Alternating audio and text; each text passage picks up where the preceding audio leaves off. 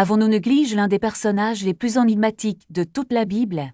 Un homme qui émerge des pages de la Genèse comme un personnage enveloppe de mistre, un prêtre sans trace de naissance ou de deuil, un roi qui offre du pain et du vin des siècles avant la dernière scène. Qui est Melchisedec? Un simple mortel, un être céleste ou une représentation prophétique qui pointe directement vers Jésus-Christ?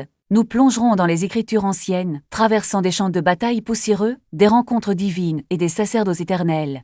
Et dans la trajectoire de cet intrigant roi-prêtre, on découvre l'esquisse du Christ illuminant les siècles. L'histoire de Melchisedec commence au milieu d'un conflit qui secoue toute une région. Dans Genèse chapitre 14, la terre est divisée entre deux puissantes alliances.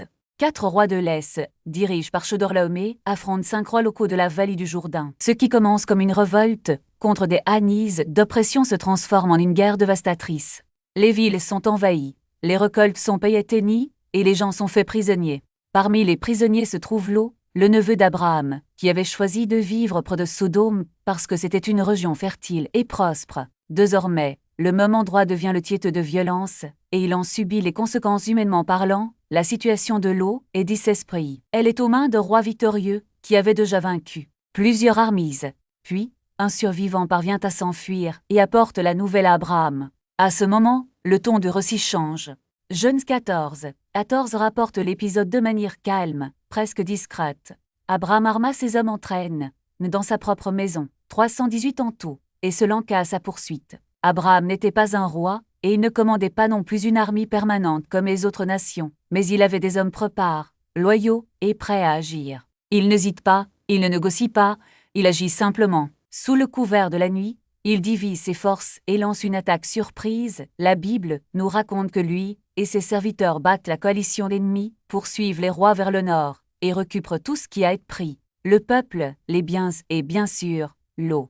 La victoire est complète. Ce que les 5 rois locaux n'étaient pas capables de faire ensemble, Abraham l'accomplit avec un petit groupe de croyants, comptant sur l'aide divine. Les captifs sont libres, la poussière de la bataille retombe, et le bruit de la guerre cède la place au silence. Abraham est là, un homme que Dieu a utilisé pour défier le pouvoir des empires. C'est dans ce moment de calme après le conflit, entre la bataille et le retour au pays, qu'apparaît une figure inattendue, quelqu'un qu'Abraham n'avait jamais rencontré, mais qu'il reconnaît immédiatement comme supérieur à lui-même après la victoire. Alors qu'Abraham revient de la persécution des rois, la scène change à nouveau. Il n'y a pas de procession royale, pas de chant d'ange, pas de longue préparation. Le texte progresse simplement. Alors Melchisedec, roi de Salem, apporta du pain et du vin. Il était prêtre du dieu Trozo. Aucun port n'est mentionné, aucune tribu n'est nommée. Il apparaît simplement, roi et prêtre en une seule personne, devant Abraham, avec du pain et du vin dans les mains. Ce sont des éléments communs, mais chargés de sens. Le pain et le vin symbolisent la subsistance et la communion. Abraham venait de sortir d'une guerre. Ses hommes étaient épuisés, affamés et probablement ébranlés par ce qu'ils avaient vécu. Melchisedec n'arrive pas avec des armes ou des revendications, mais avec de la nourriture et des boissons, des signes de rafraîchissement et de paix bien avant que Jésus ne se réunisse avec ses disciples et ne prenne le pain et la coupe pour parler de son corps et de son sang. Ce modèle était déjà prose. Un prêtre nomme par Dieu utilisant des éléments simples pour transmettre la bénédiction après un conflit. Melchisedec leva alors le regard d'Abraham avec ces paroles. Béni soit Abraham par le Dieu Trozo, possesseur du ciel et de la terre, et béni soit le Dieu Trozo, qui a livré tes ennemis entre tes mains. En une seule phrase, il rappelle à Abraham que la véritable source de la victoire est Dieu qui gouverne toutes choses. La bénédiction coule dans 2 directions. Abraham est béni par Dieu et Dieu est loué pour ce qu'il a accompli. C'est en réponse à cette bénédiction que quelque chose d'extraordinaire se produit. Abraham, le même homme qui venait de vaincre les rois, donne à Melchisedec la dîme de tout. Le patriarche qui allait devenir le père de nombreuses nations s'humilie devant ce roi prêtre. Il ne discute pas, il ne négocie pas. Par ses actions, il reconnaît ce que le Nouveau Testament affirmera plus tard. Il est indiscutable que l'inférieur est béni par le supérieur. La dîme d'Abraham est une confession.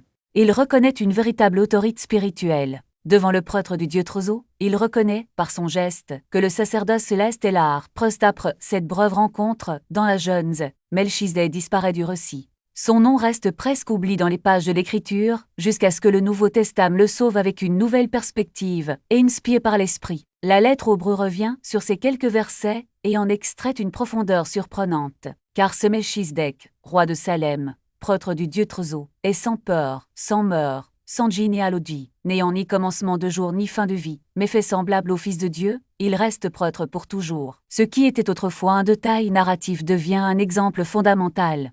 Soigneusement analyse, pour révéler des vérités sur le Christ. L'auteur de l'Épître aux Hébreux ne dit pas que Melchisedec n'a jamais eu de parents ou qu'il n'est littéralement ni né ni mort. Il attire l'attention sur la manière dont Genesis présente cette histoire. Dans un livre rempli de généalogies, où chaque engendre est minutieusement enregistré, et les âges des personnages soigneusement notés, il est frappant que ce roi prêtre apparaisse sans aucune lignée familiale. Il n'y a aucune mention de son père, aucune tribu ne lui est associée, et il n'y a pas non plus de trace du début ou de la fin de son sacerdoce. Il apparaît dans le récit, bénisse Abraham, reçoit la dîme et disparaît du texte. L'auteur de l'Épître aux Hébreux interprète ce silence comme quelque chose de significatif. Pour cette raison, la prêtrise de Melchisedec est décrite comme n'ayant ni commencement ni fin.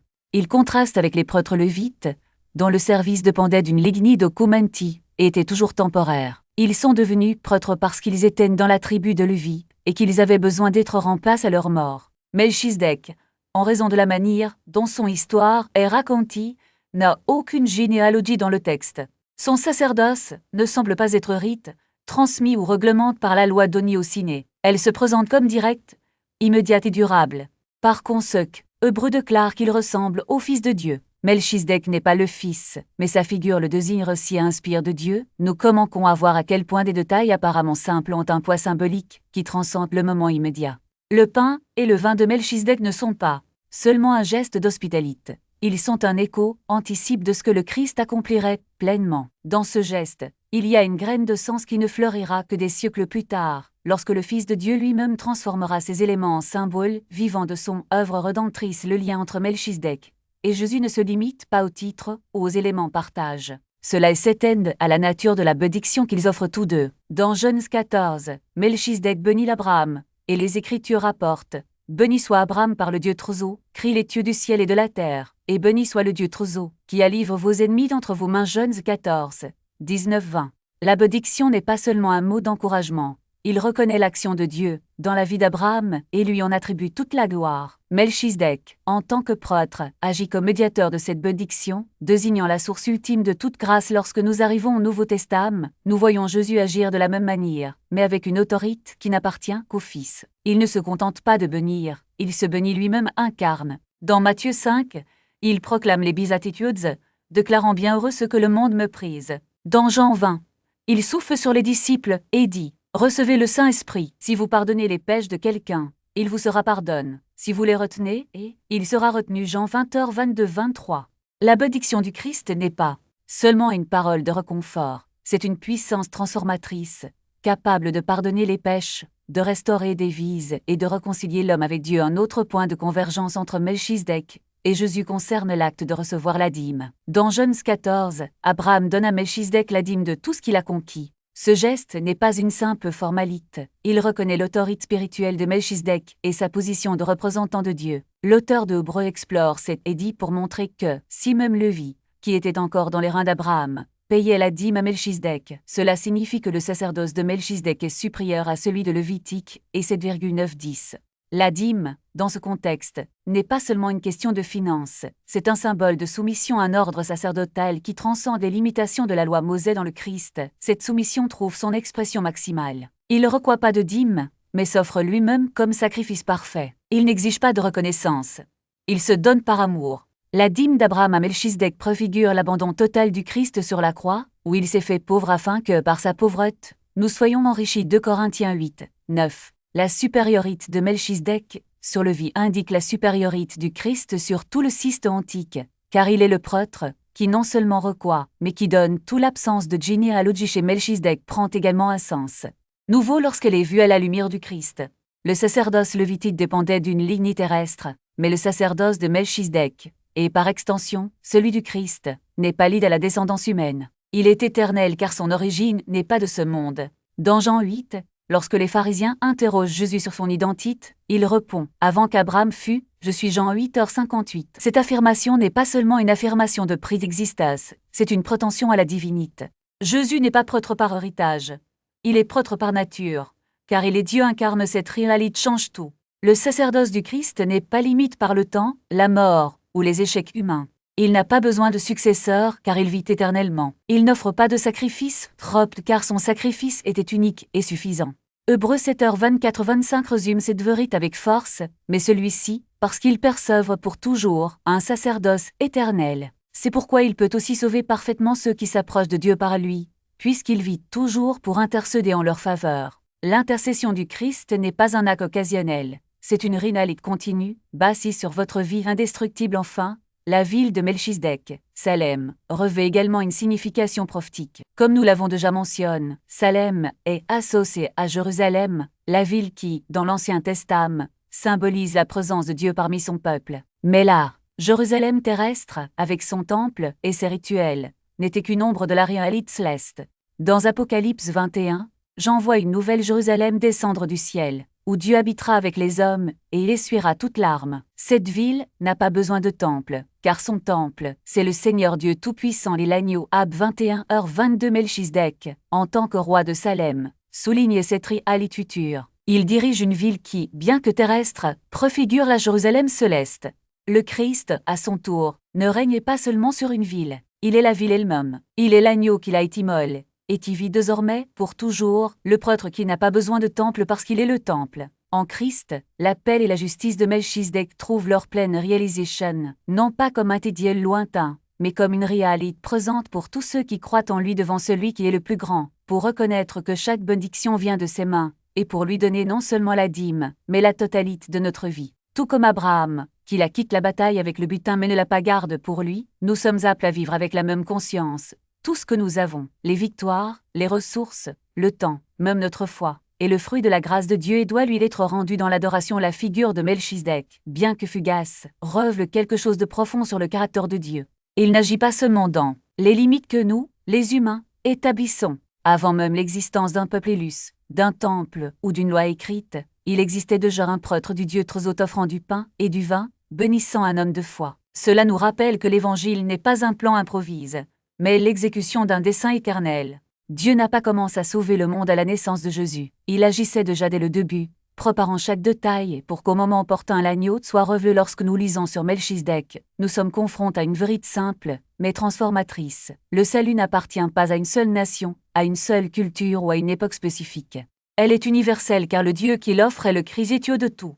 Le sacerdoce de Melchisedec, qui n'est pas lié à des lignes ou à des rituels, renvoie au sacerdoce du Christ, qui ne connaît pas de frontières. Dans d'Hébreux, il nous est rappelé que Jésus n'est pas un prêtre selon l'ordre d'Aaron, limite par des généalogies et des sacrifices répétitifs, mais selon l'ordre de Melchisedec, un sacerdoce éternel, parfait et suffisant pour tous. Cette réalité doit façonner notre façon de voir l'Église et le monde.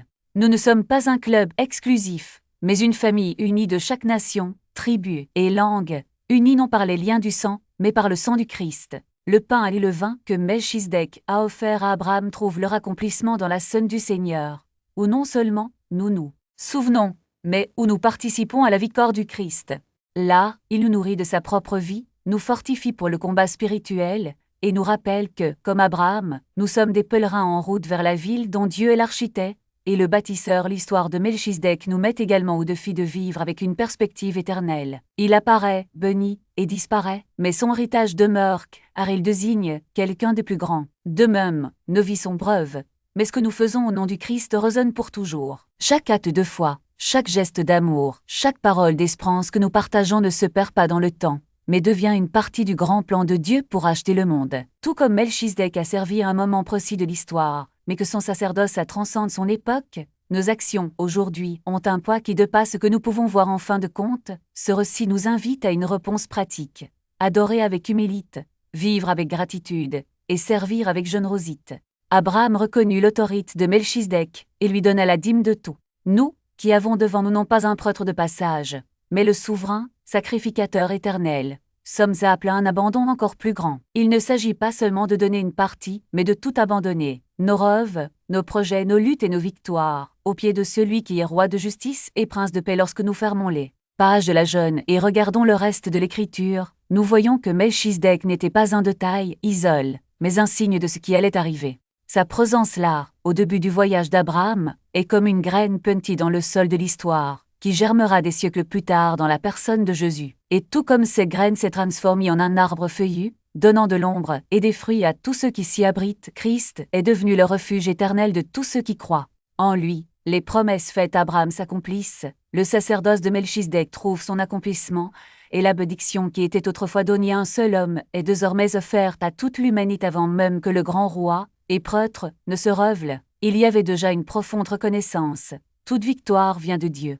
Et cette confiance qu'Abraham a placée en Melchisedec pointe directement vers le sacerdoce éternel de Jésus, qui ne finit jamais. Dans ce document, les promesses faites à Abraham dépassent les frontières et atteignent toutes les nations. En lui, les pécheurs trouvent un salut complet et un refuge sûr où la grâce n'a pas de fin. Puisse notre réponse être une réponse de gratitude et d'abandon. Seigneur Dieu, nous te remercions d'avoir révélé dans ta parole ton plan éternel, de la Genèse à l'Apocalypse. Merci pour le Christ, notre souverain sacrificateur, notre roi et sauveur. Donne-nous un cœur comme celui d'Abraham, humble, reconnaissant, prêt à t'honorer avec tout ce que nous sommes et tout ce que nous avons. Apprends-nous à marcher dans la justice et la paix, et à nous reposer dans l'œuvre accomplie, et le sacerdoce sans fin de Jésus. C'est en ton saint nom que nous prions. Amen. Si ce message a approfondi votre compréhension de la parole de Dieu et rapproche votre cœur du Christ, nous vous remercions d'avoir passé ce temps dans les Écritures avec nous. Je vous invite à aimer cette vidéo, à vous abonner à la chaîne et à la partager avec quelqu'un qui a besoin d'encouragement biblique aujourd'hui. Et si vous êtes toujours là, à écouter et à chercher la vérité, laissez un commentaire avec le numéro 77. De cette façon, nous saurons que vous marchez avec nous à travers la parole, et nous aiderons à transmettre ce message à davantage de croyants qui veulent voir le Christ dans toutes les Écritures.